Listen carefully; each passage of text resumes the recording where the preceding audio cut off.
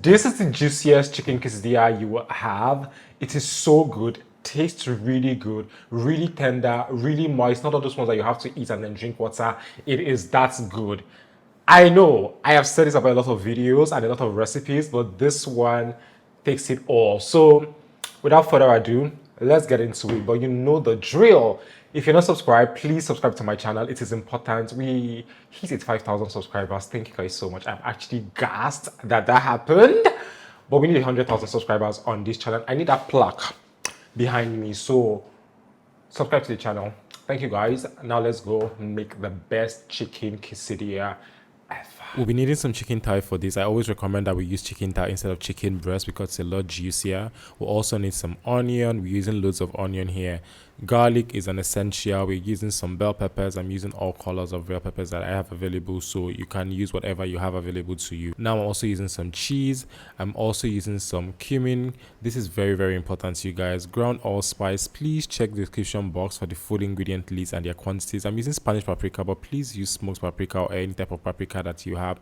We're using some black pepper, some Sazon, some Knorr seasoning cubes. This is the wrap that we're using. We're not using shawarma bread or shawarma wrap. We're using pizza bread. Please, it's important that you know the difference because you don't want to go and buy shawarma bread and then use it with this. Please just know that. To start off, we're going to slice our onions. If you're not a lover of onion, I don't know what to say to you. I don't even know what to do to you right now, but this recipe requires loads and loads of onion to just give you that extra flavor. And I am an onion person or an onion lover, so I really don't mind it. We're also going to do the same thing to our bell peppers. Like I said, I'm using different colors. You can always use just one or all of them. Whatever you have available to you is fine. You can use one, like I said. Then we're also going to mince some garlic and also set that aside. I always recommend that we use fresh ingredients when we have them available because it always enhances the flavor of whatever it is that you're cooking. And also when you mince garlic like this, you're releasing more of the flavor into your food. So just to note that, you will notice that I cut all the fresh things first on this chopping board before going in with my chicken, just so we don't contaminate it. You don't want to use your chicken and then not, or cut your chicken rather, and then not wash the board and then now go in with like your vegetables. That is a recipe for disaster, honestly. So use the vegetables first, or using chopping board and the knife and whatnot for the vegetables first, and then go in with fresh animal produce like this. You can see already how tender this thing is. That is why I always prefer chicken thigh over chicken breast. Chicken breast, it's cute in theory, but yeah, you won't get this level you won't get this level of tenderness with chicken breast that you have with chicken thigh. Once you finish cutting the chicken, now you want to season this generously. You want to season with the seasonings and spices that I showed earlier. So once you're done with that, all you want to do now is add a little bit of vegetable oil. You can also use canola oil or olive oil if that's what you have, or if that is what you want or prefer. Now all you want to do is mix this. I always say to people, if your chicken does not change color, you have not started. We are not eating Caucasian chicken here. So once you mix that, you're going to let this marinate for about 30 minutes to 2 hours. I typically do about 30 minutes because honestly I do not have time, but if you have time, please marinate as long as you can.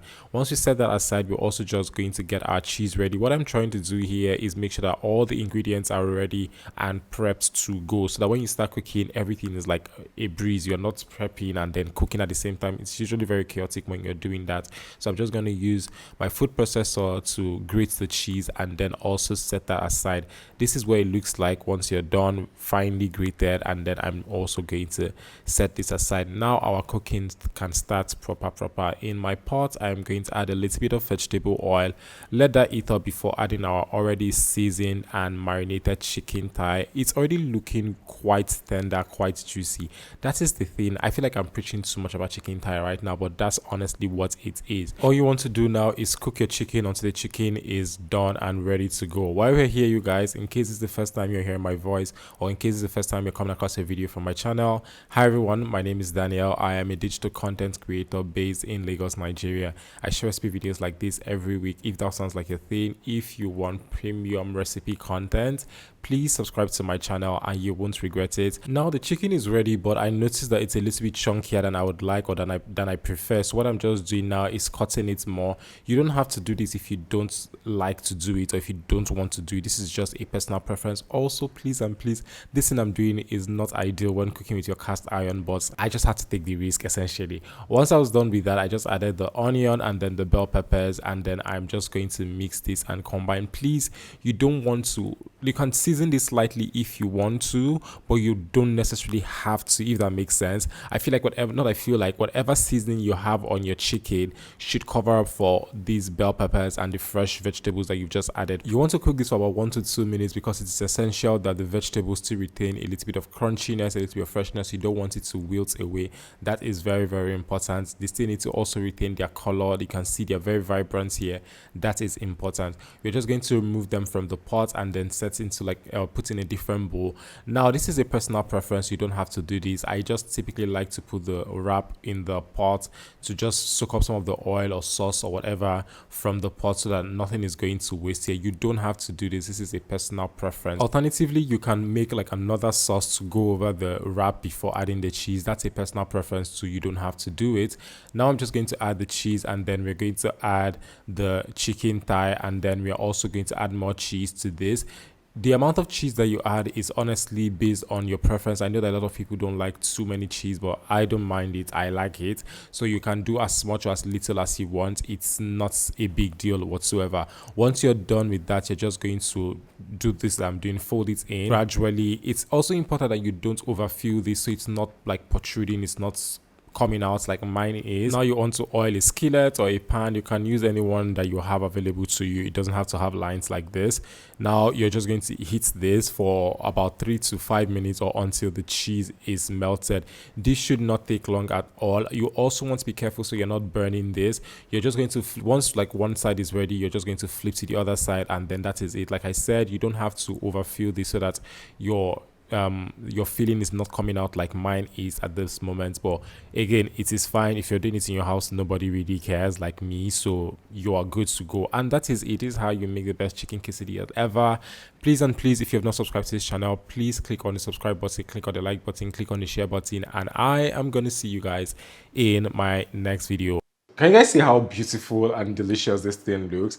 Let us cut into, ooh, yes. Can you see that cheese for you guys? Yes. Okay. Taste test. I know it's going to taste amazing, so I don't even know what I'm doing because I kind of already tasted it off camera, but let's get into it again fully. Oh my God.